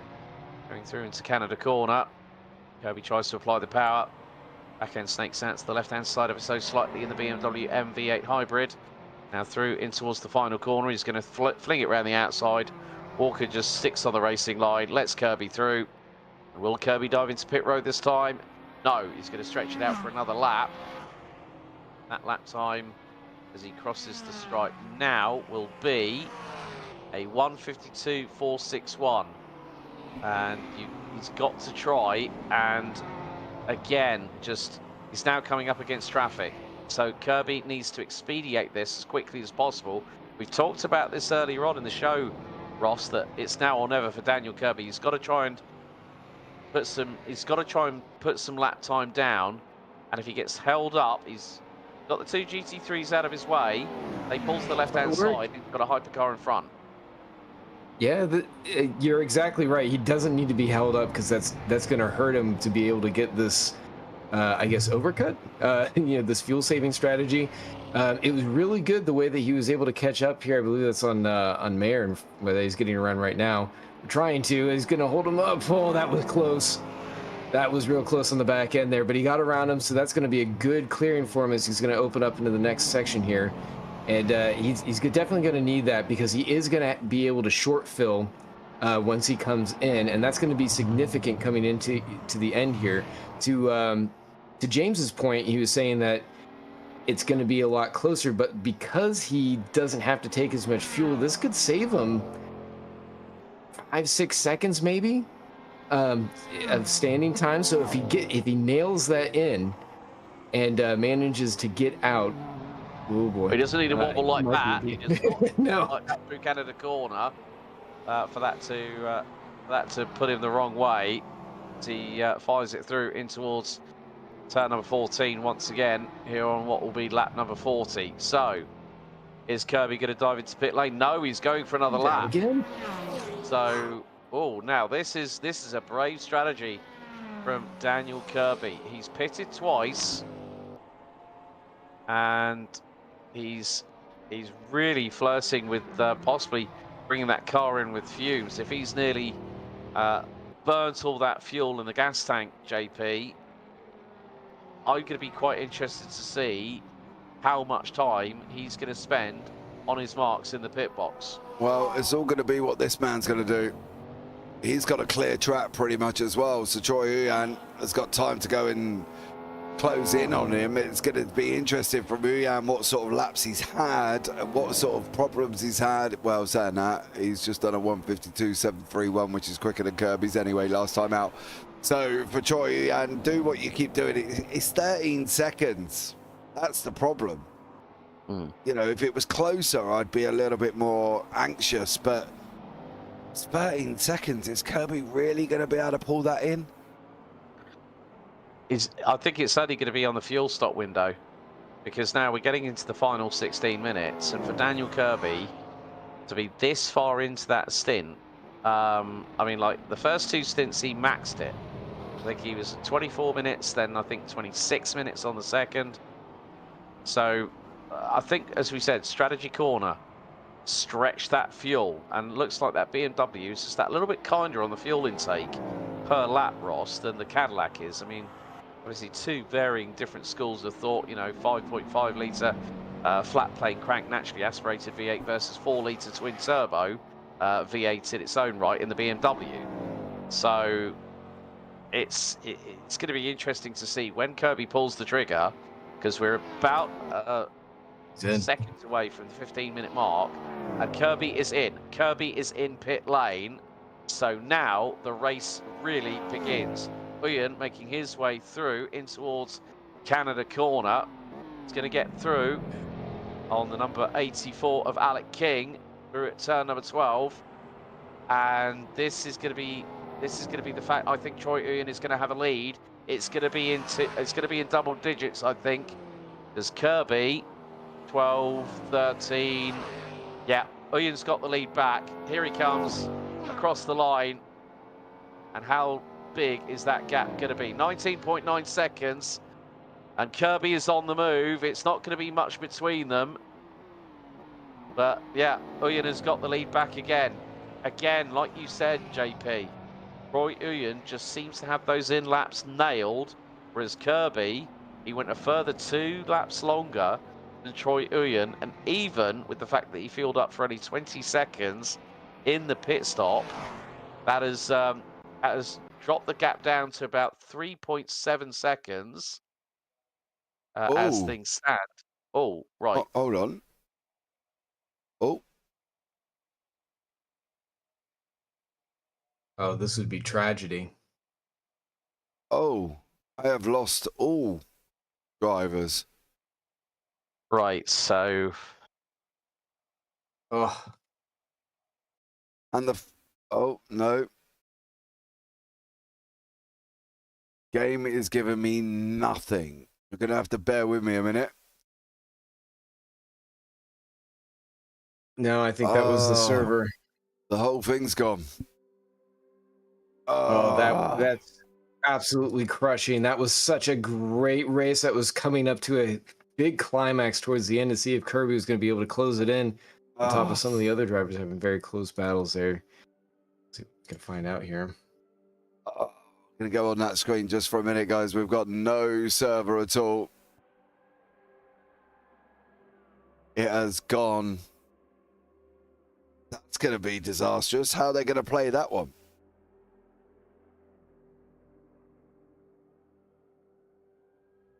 How would they do that? There ain't long enough to restart the server for a 15-minute race.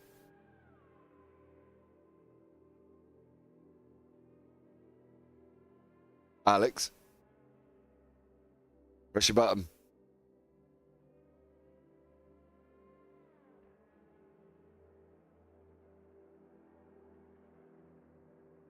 Well, ladies and gentlemen, we may have just had disaster. The server has just crashed. And that is a massive problem. And I think I've lost Alex in the process.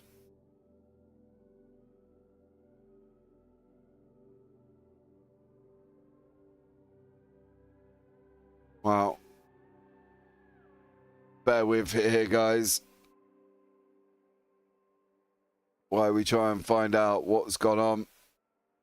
But I think that's going to be it. I think that could be the end of this one. Once again. Because I'm not sure how they're going to deal with this situation.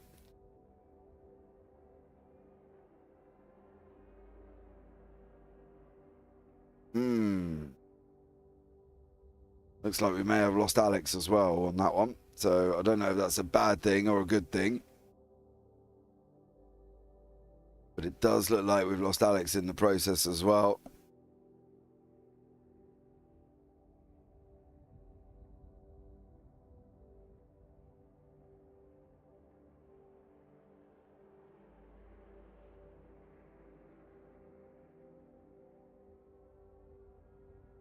Right, so just wait for confirmation for what's going on, and then we'll go from there on that one before we jump off, but the server's still not there. So we'll see how these ones go and what the situation is. Because at the moment, well, got nothing, to be blatantly honest. Everything's gone.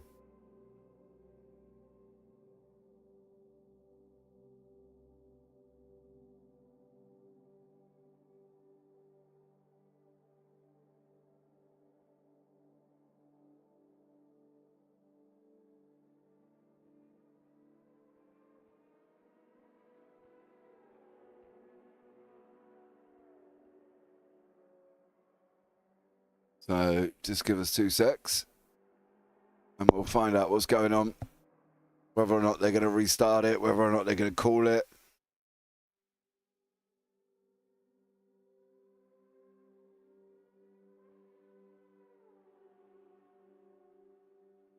How they're going to work this one out. Personally, with about 15 minutes to go, I'm not quite sure if they could do anything about this whatsoever.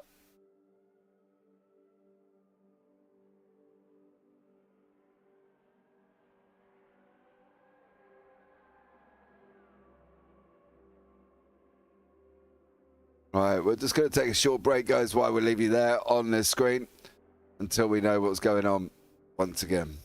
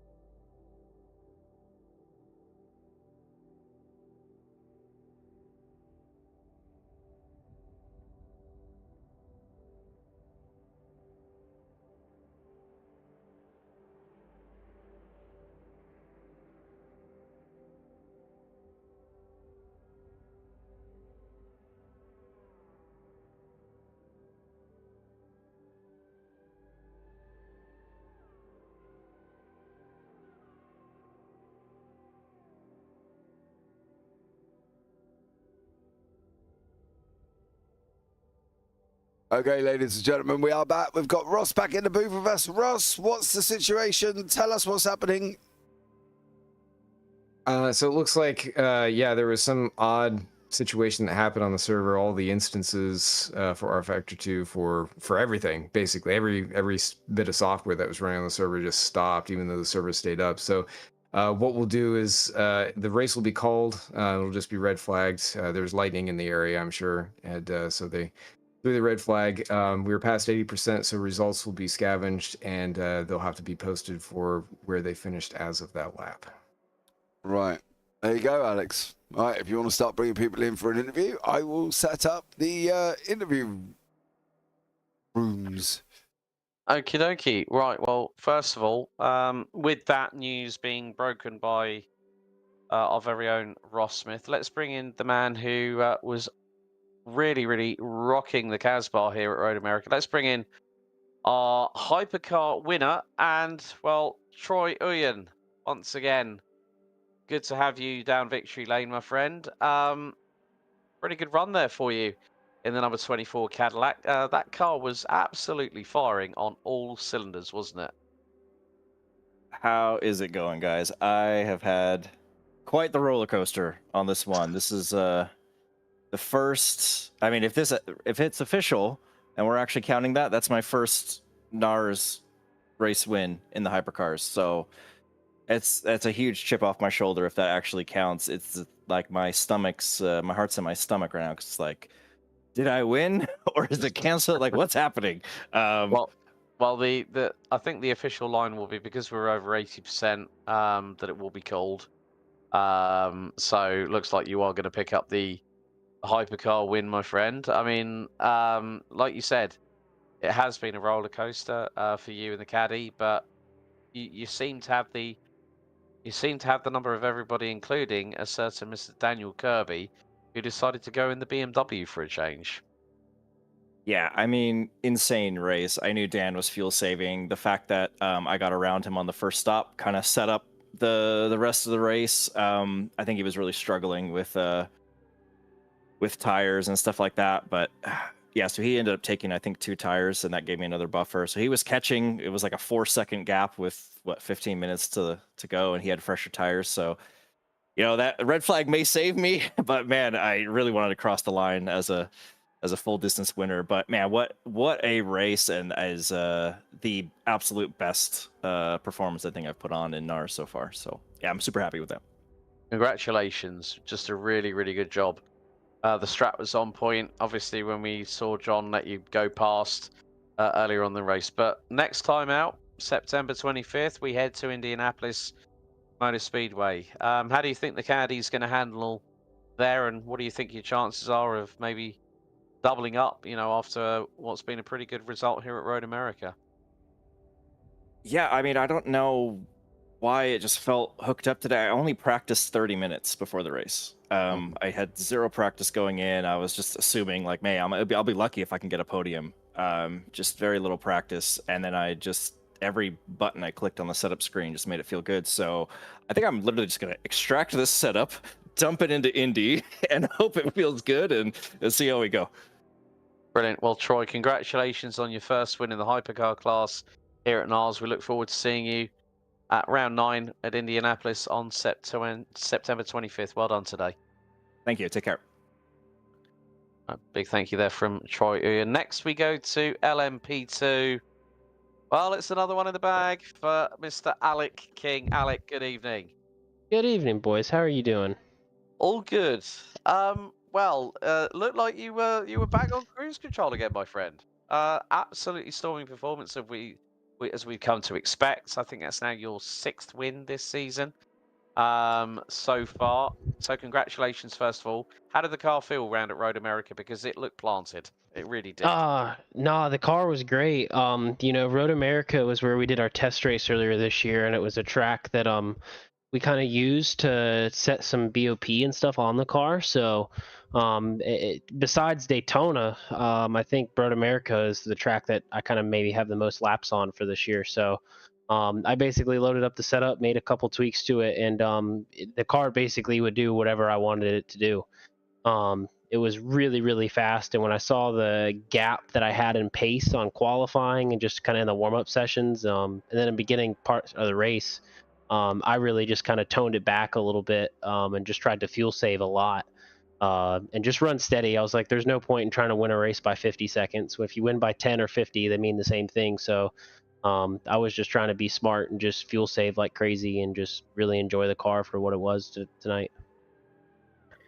Yeah, definitely. It was just an absolutely brilliant performance, as we've come to expect from you all season long. Thoughts ahead of Indy in about 4 weeks' time, September 25th?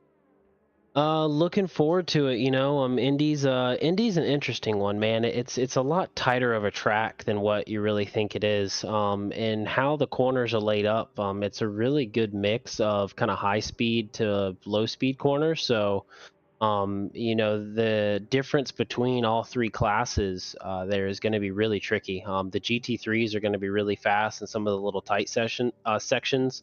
But then, the final couple corners, it opens up a little bit for the prototypes to come back around. So definitely be a little tricky going into it. But, that track is a pretty cool track. I got to win there not last year, but the year before last, and had a good run. So it's a track we don't really race a lot, though, for any of the series that we do. So definitely, everyone kind of goes into it with a blind eye a little bit. But I'm looking forward to that and looking forward to Road Atlanta and VIR to finish out the rest of the year. Yeah, one final question before we let you go. How's the IRL stuff doing? How's that all going? The IRL stuff has actually been great. We went and actually raced at Daytona 3 weeks ago, and won both races there. Actually, on Sunday, we had an issue where we weren't able to make the qualifying session. So I started the race 35th overall and 14th in class. And in 3 laps, we drove all the way up to 14th overall, first in class. So yeah, it's been a pretty fun adventure. So we're really excited. We're still right now we are 9 for 9 on SCCA wins for this year. So we're gonna go back to Daytona in just a couple weeks here and go race for the SCCA championship. Brilliant. Well, congrats on the IRL successes, and also congrats on the win, taking you to victory lane here at Road America. Look forward to catching up with you at Indianapolis in a few weeks' time, Alec. Yep. Thank you guys. You guys have a good night and appreciate everything y'all do. Big thank you there from Alec King. And well, LMGT3 might have been the smallest contingent on the field, but there was one man that was king of the hill, and that was Ryan Paulbert Reyes. Ryan, good evening. Hello, good evening, fellas. Well, another win for the Porsche keeps you in very, very good flow for the championship in the class. It was, I mean, the victory, the winning margin at the time of calling the red flag was just shy of 23 seconds over Alan. Seems like you got a bit back into your stride again, Ryan, hasn't it? Yeah, I kind of got a little motivated this round because I don't know if you guys caught it, but at the last round, I was kind of taken out on the last lap. That's why I didn't finish first last round. So I was pretty, focused on making sure I got the win this time. Yeah, I mean, it's quite good to see that you can turn a negative into a positive, and you certainly did that this time around. I mean, how did the Porsche feel around Road America? It looked pretty stable from what we could see. It felt pretty good, especially with the setup that I had helped with Alex and Mac and Daniel Kirby. I think most of the time it was just managing that front left. That was the only tire that was really giving me issues throughout the race. So once I can manage that, it was just smooth sailing from there until change tires on my second and final stint. So next up, Indianapolis, September 25th. What are you going to focus on mainly ahead of that race in 4 weeks' time, buddy? Well, with the Porsche, for sure, tire management again, because I think that's the key for this car. Is Porsche doing Porsche things. That's pretty much like the game plan for every round. This track was my first win last year in the BMW, and then I think I got another win in Indy last year too as well. So just trying to keep that roll going. Well, Ryan, congratulations on once again hitting victory lane, and we look forward to seeing you on September 25th at round 9 at Indianapolis. Well done tonight. Cool. Thank you, guys. Have a good night. And our last of our class winner interviews, we go to LMGT3 AM. It's Stephen Miller in the 424 McLaren 720 Evo. Stephen, welcome in first of all. Well, he's just jumped back to the waiting room. I don't know why. Just pulled him up. Let's see if we can grab him again. Hang on. Stephen, good evening. Good evening. How are you? Not too bad. Well, congratulations. You are the LMGT3 AM winner at Road America. How are you feeling? Thank you. this Alex? It is indeed. How am I feeling? I'm totally blown out of the water because I'm totally surprised that I actually finished first. I did not have as much time to practice as I would have liked to, and I spent most of my time working on the setup.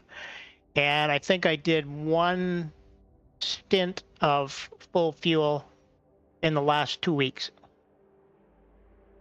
Well, so yes, the speed details car did very well today. I just tried to keep my nose clean, keep it on the track. I always say it's very hard to make up for mistakes, so don't make any. Yeah, Not that I wasn't making any, but they weren't as big as maybe some other people's problems. No, we had the big one on the start-finish straight towards the pit lane exit between Alexander and Mac. Mac. Oh, okay, that's what happened to them. Yeah, that's what happened to them. But then we saw this great battle between you and David. You know, right up until the dying stages, and I think you guys were in pit row, coming into pit lane as the red flag had been called with about 14 minutes. Yes, I do have a copy of the replay, and it does show me in first when it quit in GT3M. So yeah, I had to serve a penalty at the beginning of the race because of a oopsie in the last race, and that put me behind David. So I was really trying to catch up to him, and I think my strategy worked out pretty well. I was able to catch him and keep ahead of him and actually pull away in some cases. What was going to happen at the last pit stop was going to be a big surprise because I didn't know what was going to happen. This track is very hard on the tires, especially the rears and the lefts.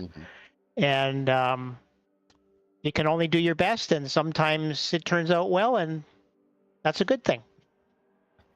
Exactly. And with that in mind, we head to Indianapolis on September 25th. I take it you'll be able to hopefully get a little bit more opportunity to get some practice laps in and get the car ready for competition. Probably not, though, because I'll be coming back from a trip a few days before. But there's time between now and then to practice. Definitely. Well, Stephen, congratulations on getting to victory lane here in LMG. Thank you. Yeah, that's 2 for this year. And I've never won at Road America before. There we go. Congratulations, Stephen. Thank you. See you next time at round 9. Thank you. You take care. Well, JP, red flag stoppage. We had it all tonight, didn't we? We had it all tonight.